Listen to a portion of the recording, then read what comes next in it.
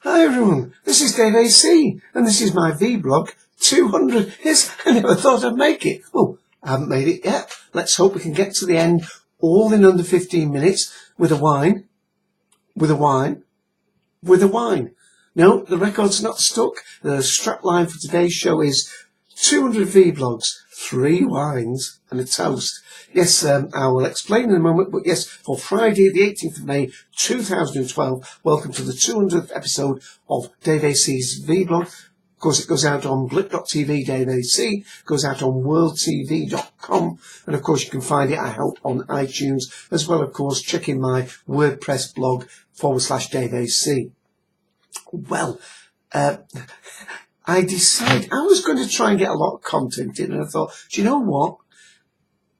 Although I want you to enjoy the show, I thought it was going to be a really more of a relaxing little show for me to do, to think, I've climbed to the top of the Mount Everest and I've reached the 200th episode. Hopefully it won't be the last, but it is quite an achievement. Almost 4 years of doing it, of course. Well, and I'm not falling further into the bottle with this 3 wines. I actually bought a special wine for today's show as a sort of an extra treat, and I will save that wine till last.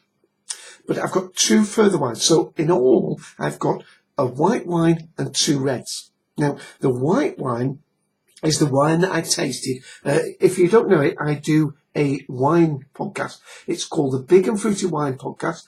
I do that on TalkShoe, 112272. I do it at Tuesdays at 5 p.m.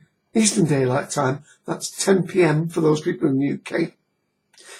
My friend Jorvik has been coming on, helping me with that recently, so thank you to him. But quite a number of other people have dropped into the show from time to time. Anyway, on last Tuesday's episode 38, I was testing this wine, and we were talking about New Zealand wines. Now, it wasn't, I actually made a slight mistake. Yes, you'll be surprised, I made a slight mistake. I was talking about the fact that Oz Clarke in the 90s had said that, New Zealand wines have broken through because they may possibly have the best Sauvignon blancs in the world. But of course the wine that was the breakthrough wine wasn't the Oyster Bay, it was Cloudy Bay that had that thing that actually moved it into the thing. But anyway, this is Oyster Bay, freeze frame it.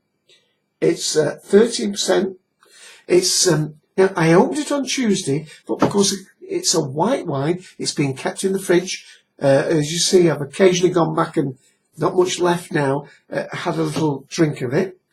It's now been out of the fridge for about coming up to 20-25 minutes. Got some poured out here in my white wine glass, and I've got my 2 reds waiting. So that's what I'm going to do. And apologies to those of you who come for other content, but I'm sort of in a little bit of a party spirit with this one.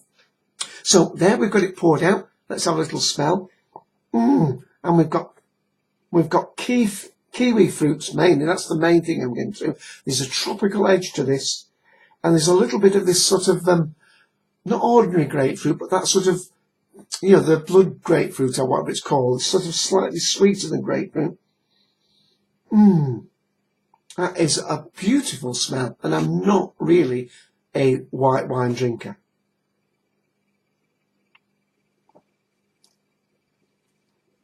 And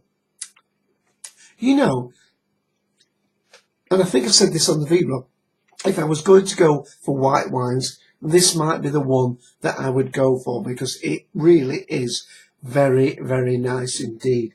I'm just going to consult my little Wine on Earth crib sheet on Sauvignon Blanc. This is what you're supposed to be looking out for on the nose.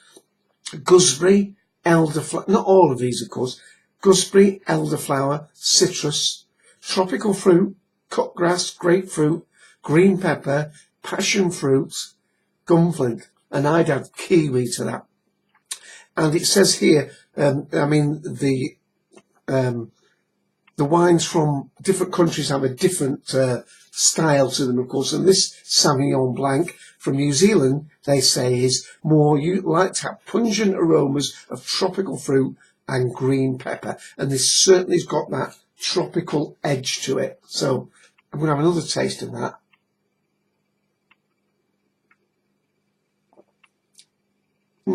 It was about, I can't remember, it was £6.50 or £6.80. So that's a $10, $11, $12 wine.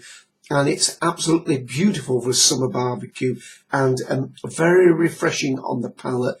And when I drink something like that one, I wonder why I don't drink a little bit more of the white wine. I'm going to save that a little bit. I've got my daughter coming round tomorrow, but we're going out for a meal and we're going out to see the Avengers movie. So a little bit of a treat for me, that. And, oh, by the way, I will just say one podcasting bit of news. The Doctor Who Pod Shop meetup is on Saturday night. Well, actually, it starts at 1 p.m. Eastern Pacific time. I think that is about 5 p.m. in the Eastern Standard Time, and it's about 9 p.m. here in the UK. But I'll be out, unfortunately, at the movies, but I'll hope to get and join the events for at least the disco part right at the end. That's the Doctor Who, Podshop Doctor Who Second Life meetup. Okay, the other two wines are red wines, and it's not because I'm going berserk. I opened this next wine. It's my latest wine from Naked Wines. There we are. Let it focus. Domaine d'Angles, is that? 2008, from the south of France. Freeze frame it. 13%. And it was, Naked Wines had a special offer of, you had to, well, you bought 6 of the wines, all the same wines, but you bought them early before they arrived, which meant you got a heavy discount. So there would normally be, again, an £8 wine, $15 or $16, but there was a reduction for buying them early. And that has been poured out. Well, actually, as I say, I opened that on Wednesday. It was my turn to drive on Thursday night, so I had a shandy. And therefore, now this is Friday night. It's been opened. It was opened on a Wednesday, not touched Thursday. So it maybe just passed its best a little bit today. On Wednesday night, it was really opening up when I had my final drink of the evening. And it was really velvety at the end. So let's have a smell. Well, we've got more raspberries. I think that's the main predominant smell I'm getting. I think it says more on the bottle, but that's what I'm getting, just raspberry.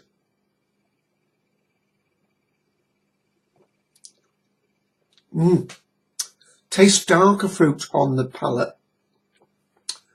There's a little bit of spice there. I don't think I'm getting any vanilla.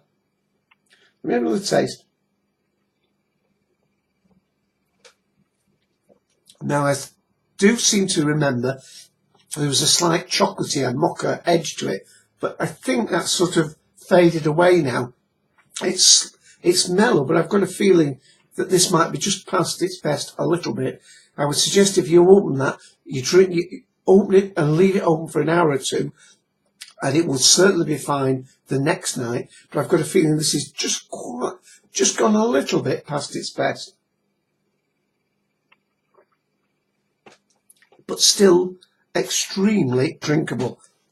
By no means poor. Let's just read what it says on the back of the label. Wine handcrafted at the Domaine d'Angles, small beautiful hillside vineyard in the south of France. Notes of raspberries and cherries with a hint of cranberries, followed by a rich palette of berry fruit and chocolate and a powerful velvety finish. Well, a bit of that power has dropped by. It's still velvety, it's still integrated. I think I've lost a little bit of the definition of the chocolate and what was the other one it mentioned there? Cranberries. Didn't get that. But it is a very nice wine. Should be about £8 a bottle. Because it was a special offer, I think it was about £6 a bottle, which is about $10 or $11. So actually, very nice. I've got a feeling it was probably at its best last night when I didn't touch it. So I won't make that mistake. But luckily, I've got 6 bottles. Well, I've got 5 now. Okay, it's nearly 10 minutes. Onto the wine I actually bought for today's show. And then pushed the boat out a little bit, and also they had a deal on at the supermarket, which you'll have. It's Chateau Neuf de Pape, which I've been giving a little bit of a hard time recently, but it's a Grand Reserve one, 2010. This particular one is 14% freeze frame, and it's made from a blend of 9 grape varieties, mainly, as you can see there, Grenache and Shiraz. Again, this one's been poured out about 30 minutes now, so it's had, the bottle has actually been opened. I was going to do this earlier in the day, so the actual bottle's been opened about 4 hours, and this glass has been poured out about half an hour, so it really has had time to age in the glass. Oh, now that's getting more definite. Actually, although it's nice fruit, it's sweeter on the nose than I expected. That's sweeter than I thought. Anyway, let's have a taste.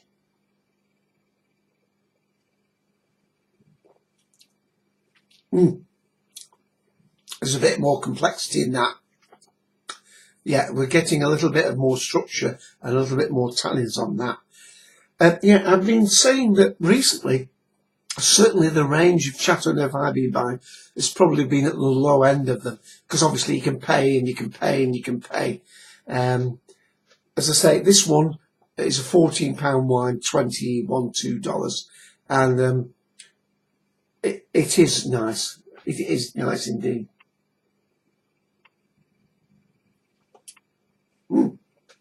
Needs some food, that though. It's really getting my juices going. I've got a feeling that really needs a nice hearty meat meal with it. Let's read what it says on the back. Chateau Neuf de Pape is the most well-known cru from the Côte de Rhône.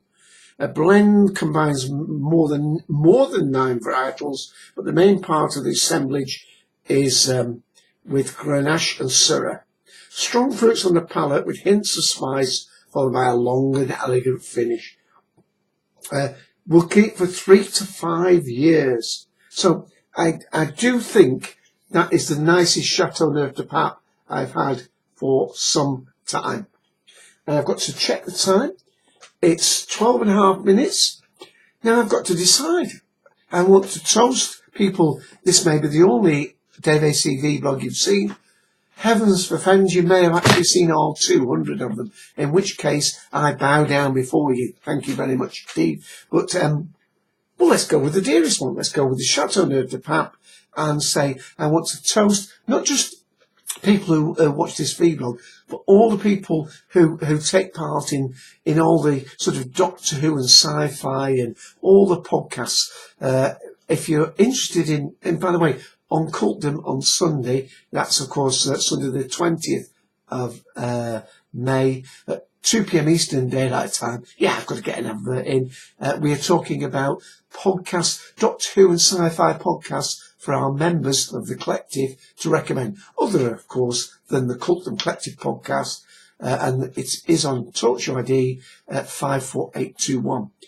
But yeah. The other place to look is the Doctor Who Podcast Alliance, and you'll see all the ones listed. Again, very difficult to name them, but, you know, obviously Podshock, Radio Free Scaro, Happiness Patrol, all the music one, Philip Serrana's one on the music, space and music. I'm sorry, Philip, I can't remember the title off the top of my head. Oh, what else? Twidwhip, of course.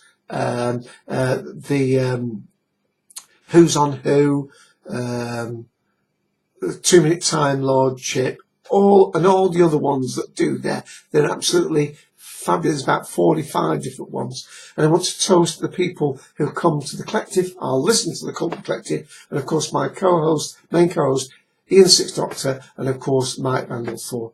And also to some of the other podcasts like The Twilight Zone, Ramble with Russell, The Media Outsiders that I've been on.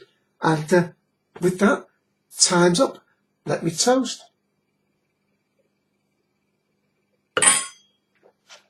Bye-bye, everyone. Thanks for watching. Catch you next time. Bye-bye.